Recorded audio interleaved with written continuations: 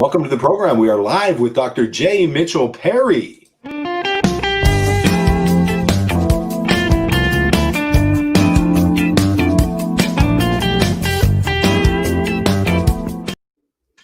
And here's Dr. J. Mitchell Perry.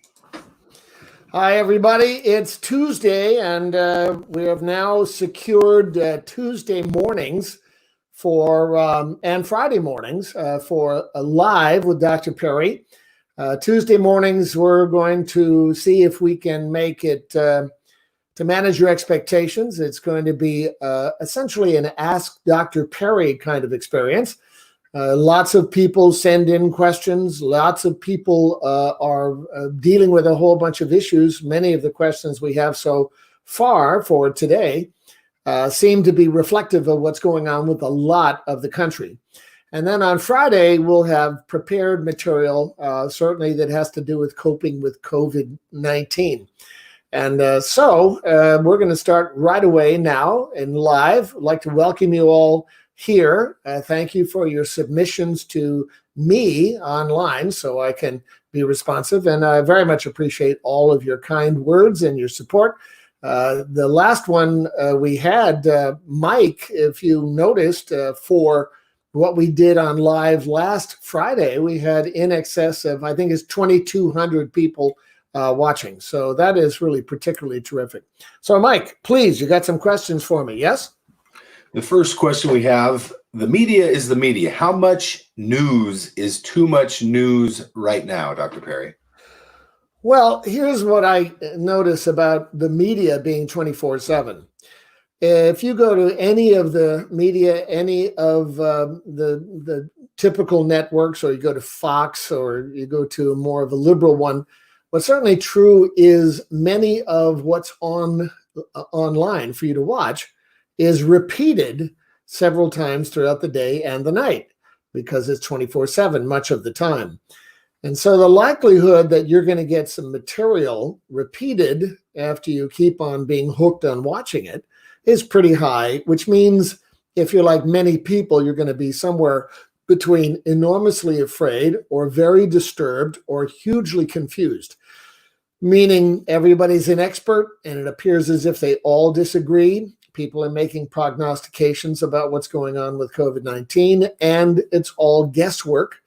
Most people are unable to be really clear about exactly what's going to happen.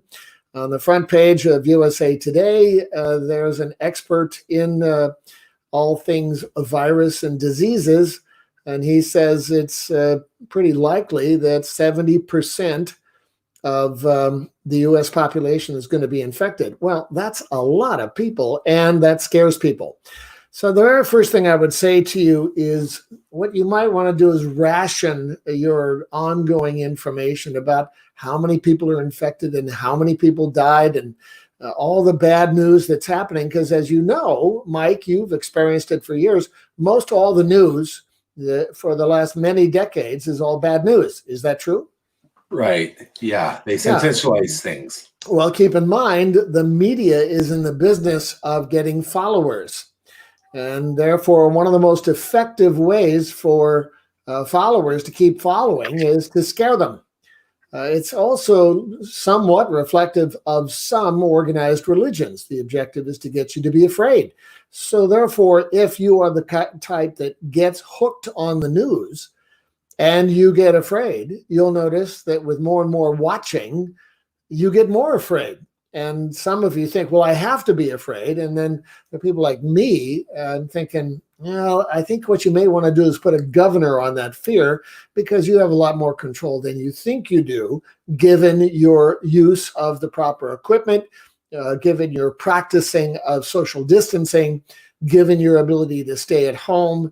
I mean, even though that's upsetting your lifestyle and the way you usually do it, the reality is that you may want to ration your information on what's going on with COVID-19 because the media is highly addicting, and more than half the time, for most people, it just makes them more and more afraid. So my recommendation is check the news and then put on something that will make you laugh. Check the news and then put on some streaming movie or some DVD and watch something that you would find exciting or that would make you laugh. That's going to give your emotional condition a much better prognosis than if you just keep watching and stay afraid. Our next question, Dr. Perry, talks about fear. This says, I'm afraid to go out in public, and I try to avoid going to the store as much as possible. Are my fears justified? Well, you're afraid to go out in public, and you're afraid to go to the store, and so therefore you're getting more and more hostage to fear. Are your fears justified? No, they're not justified. Your fears are just being escalated because you're getting more and more concerned about how the public is behaving. As the country is beginning to open up, you'll notice more people will go back to work or go to public settings. And more than half the time, people will be careless about social distancing or careless about making sure they wear a mask, careless about washing their hands routinely. So are your fears justified? I would say no. I'd say you're probably losing control over your emotions, and you'll notice that fear often makes you more afraid. It's kind of like anger. You ever notice if you express anger, you get angrier? Well, if you express how afraid you are, you'll notice the more you talk about it, what you focus on expands. So my recommendation on that one is make sure you have the proper equipment. If you got to go to the store, which of course most people do, then go to the store and do the distancing and have your mask on and wash your hands. And the reality is that the likelihood you're going to have a real problem there is remote. Sometimes you will notice that people in the store get very cranky with you if you go down the wrong way of some what's it called? Lane number 4 or lane number 6. Sometimes people get pretty cranky because they're cranky in the first place, because they're in a situation that's the new normal and they're very unhappy about it. So my thoughts are your fears justified? No, I would say you're now more hostage to your fears than you are perhaps operating from common sense. Next, Mike. Our next question deals with Zoom calls and staying virtually connected. Zoom calls have gotten boring for me. Just to check in with family and other things like that have lost its luster. What do you recommend? I've heard of things like a book club or a movie club via Zoom or other small group sessions.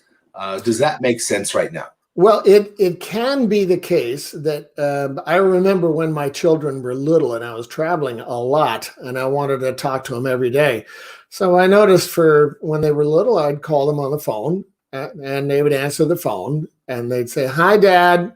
I said, "How are you doing?" "Fine." We would essentially have the same conversation over and over and over every day.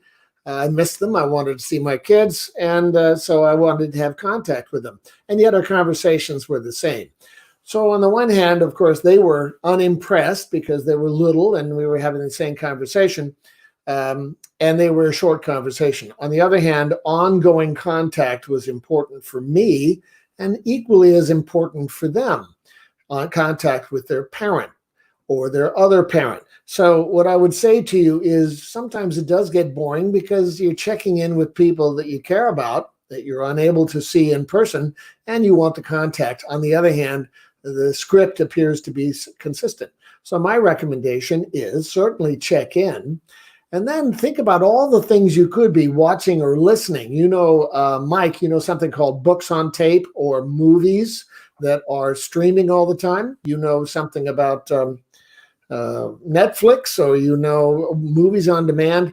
My thoughts are you could learn something about construction. I know a guy, he's been watching the Fix It Yourself type of shows, and he has binders of notes that he's been taking on how to fix anything. He's a wonderkind, this guy, because he can fix anything. And he studies that all the time, which is pretty terrific because some of us are handy and some of us are, I'll call it, hostage. So there are lots of things you can do, lots of things you can learn. You can practice online, learning how to speak another language. There are countless things you can do. You can learn how to play chess online. So my recommendation is start searching around, make a list of stuff that might be interesting to you, and then go there. Wherever there is, could be on Zoom, could be on any form of YouTube. Boy, there are thousands and thousands of how to fix it, how to learn to do it, how to utilize it on YouTube. So any of that kind of stuff, keep stretching your mind. It's very important. We have the comment from Robin here that I put up on the screen. It says, we do theme Zooms. So Hawaiian Zoom or a crazy hat Zoom, other things like that. Theme Zooms is what Robin is sharing. Robin, thank you so much. That's a brilliant idea. Certainly it is true that if you're doing a theme Zoom and it's now a dress code, you can actually have a lot of fun, because when you are behaving in a fun kind of nutty way, then you are all given license to dress up and start laughing and enjoying yourself. I think it's a wonderful thing to do. That's why costume parties are fun. So my recommendation is absolutely arrange those kinds of things, because humor is the closest distance between two people. So I highly recommend that. Well done, Robin. Thank you. Our next question deals with work, Dr. Perry. Yes. The question says, I'm working more now at home than I ever have before, and I just got a 15% pay cut. I'm happy to be working and sad at the same time because of the pay cut. Yes. The question is it okay to have mixed emotions about work? Well, of course, it's okay to have mixed emotions about work, because the one thing you want is you want the new normal to be the way it was. And the new normal is, well, there's less money available and there's more constraints that are getting in the way of your being able to do your job. And therefore, it feels disappointing that while you like the job and you like that you are employed, the price of admission means you get paid less temporarily until the whole thing calms down. And we're unsure about when COVID-19 is going to go away, or we'll have some kind of effective treatment. And best of all, we might even have a vaccine at some point. So my recommendation, is it okay to have mixed emotions? The answer is yes. Having said that, ask yourself a question. What would you rather have? More money with a job that's less terrific, no job and the money you've got, or would you like to have the job you have with less money? There's a bunch of people who would love to have that last one because they don't have a job at all. So is life fair? Nope. Is it always fair? Sometimes it is. Sometimes it's unfair. And certainly sometimes it's both. So all of us are dealing with different kinds of issues and obstacles that are getting in the way of our ability to be happy. My recommendation is celebrate the fact you got a job, tighten your belt and figure out a way to spend less money. Sooner or later, this is all going to be last season or last year's or last decade's circumstances around which we have some good lessons to learn. And, time goes by very, very quickly, as you know, except on those occasions when the time is going by slowly and now you're feeling uncomfortable. Spend more time celebrating that you have a job, spend more time figuring out a way to be more thrifty with respect to your money, and get on with your life. That's going to be a by far better prognosis than complaining and upset about it. My next question that I have deals with family. My family is not staying well. As serious as I am, how can I approach them about this?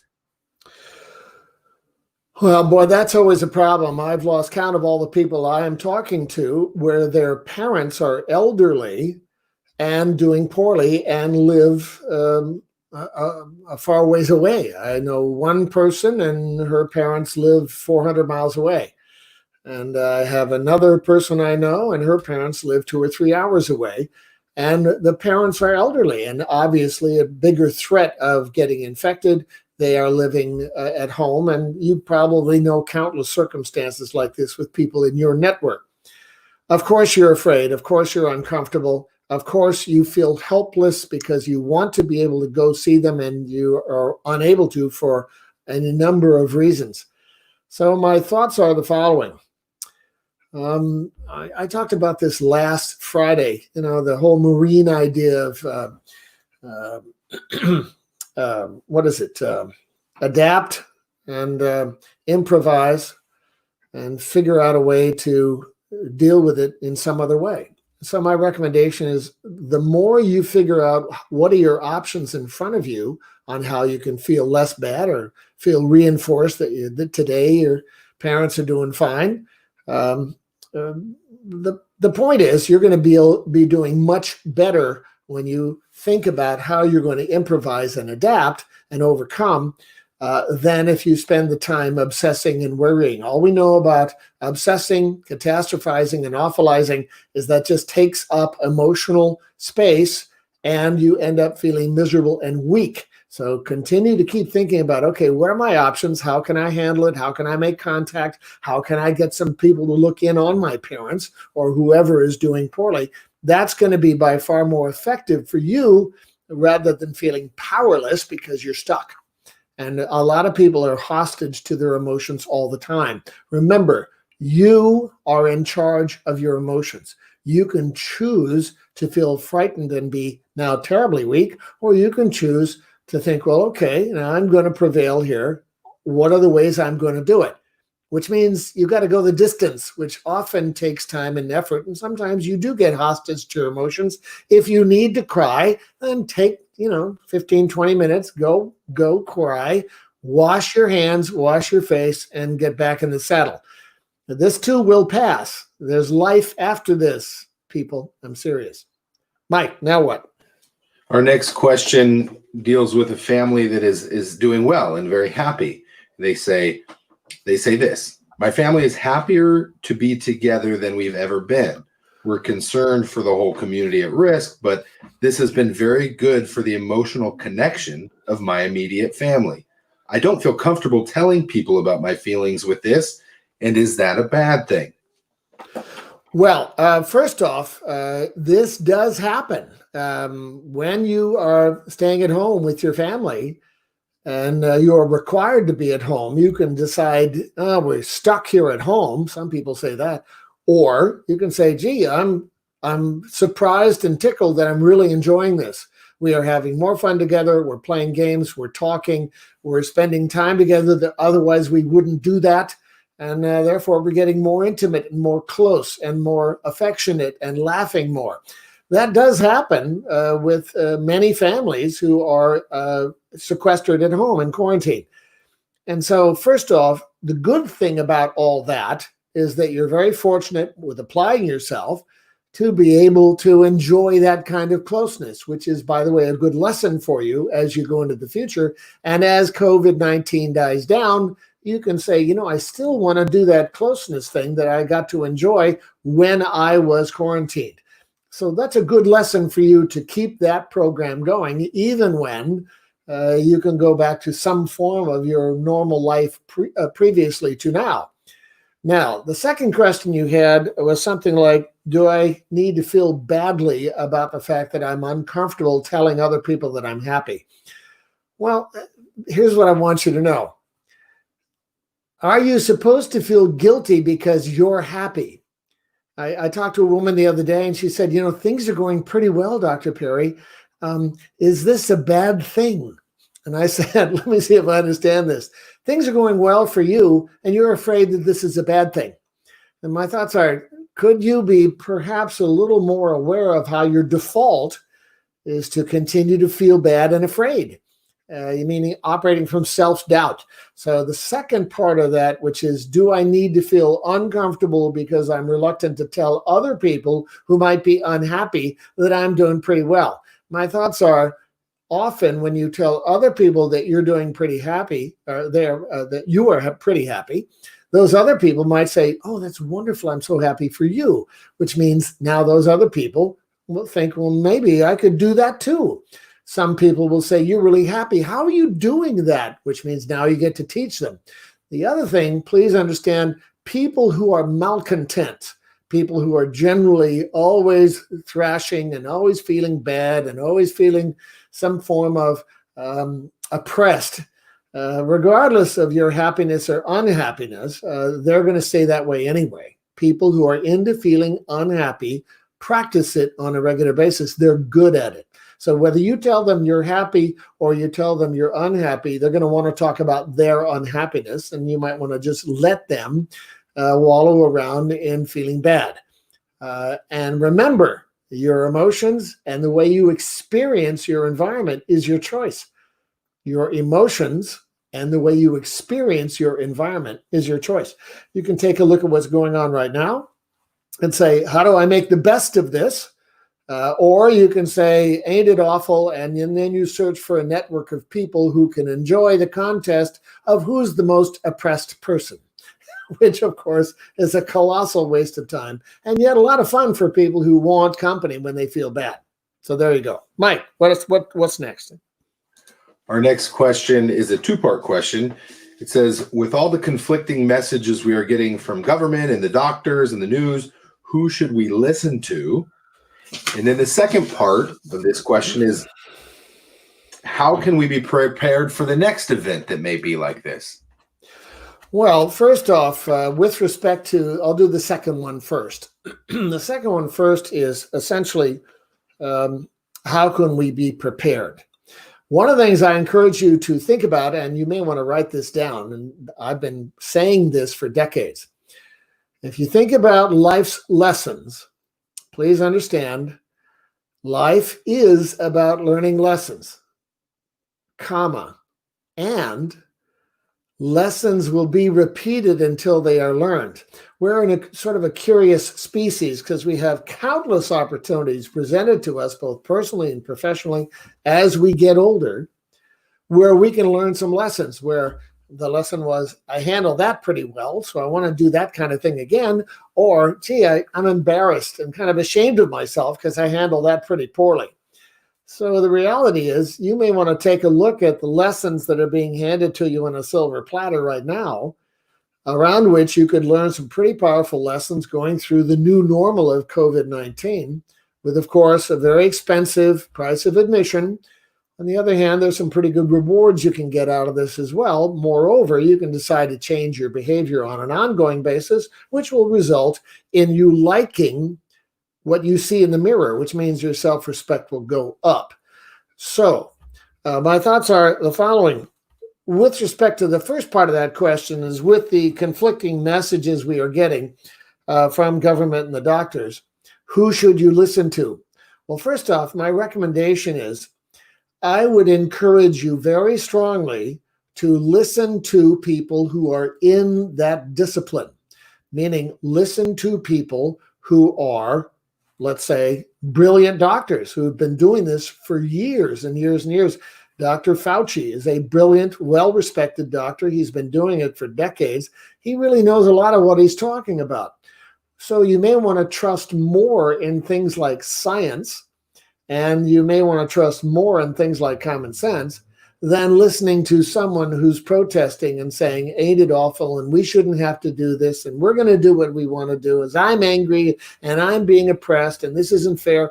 You know, that kind of stuff is made from people who are unlikely to be social distancing and unlikely to get the right equipment and unlikely to behave like grown-ups.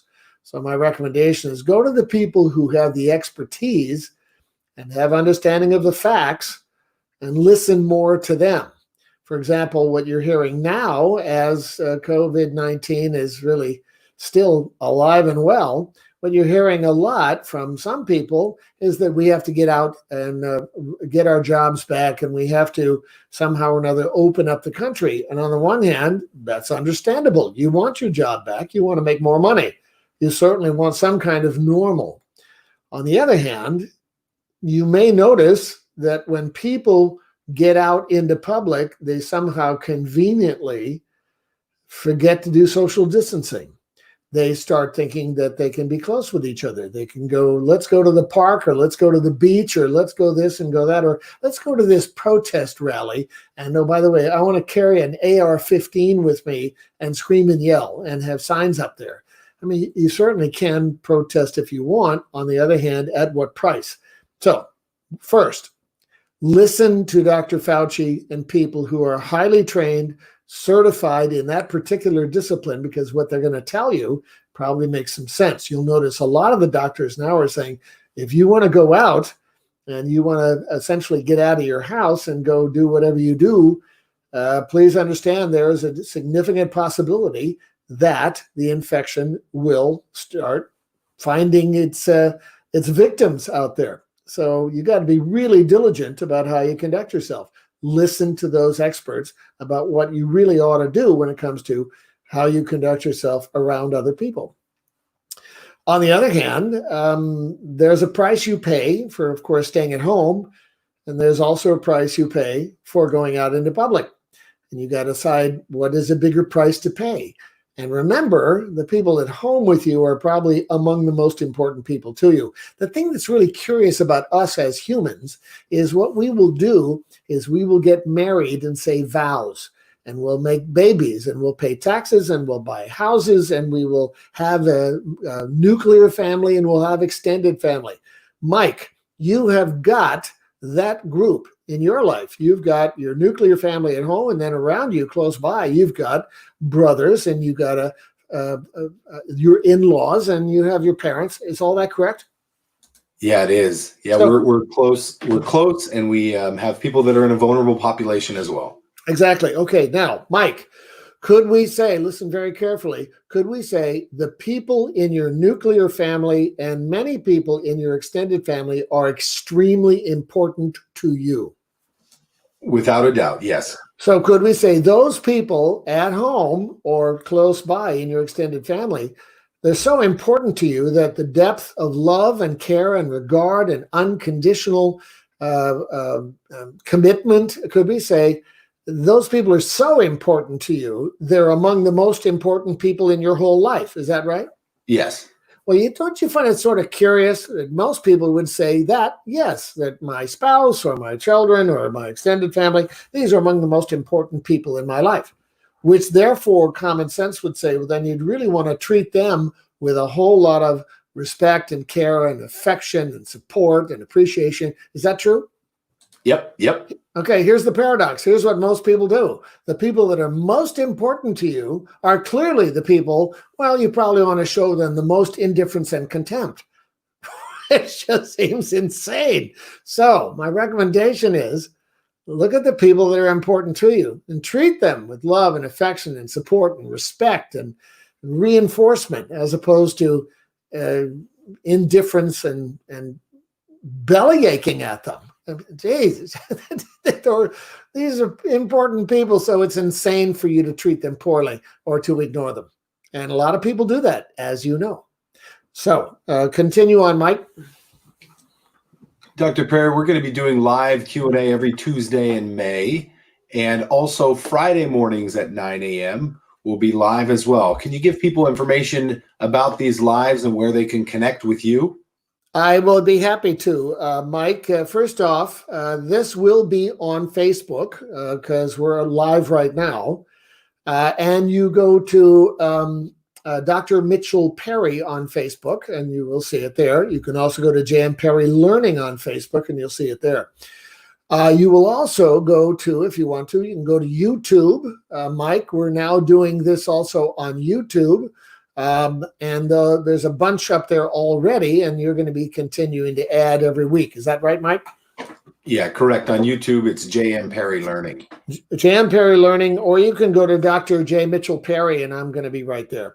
The other thing you can do if you want to give comments on these programs, or if you want to give questions to me on these programs, you can either do it right now, either on Tuesday mornings or Friday mornings. By the way, 9 o'clock Pacific time. We're on the West Coast.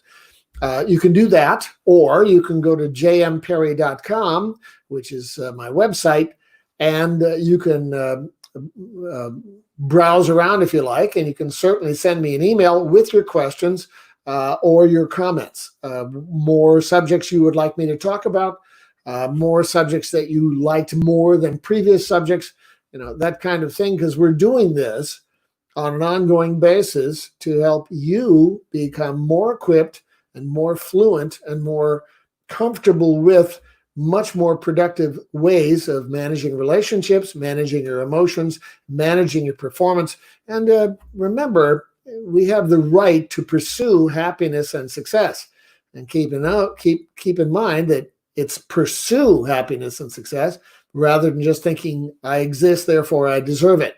So therefore, I'm going to be one of the experts out there that's going to continue to help you learn and adopt a series of initiatives so you can be happier and more successful, so that life is clearly worth living and the price of admission is something you can afford. So Mike, I think, does that cover it for today? Yes, it does, Dr. Perry. Thank you very much, everyone, for watching and listening. We'll be back on Friday for more, live with Dr. J. Mitchell Perry. Bye-bye. Thank you. Stay safe.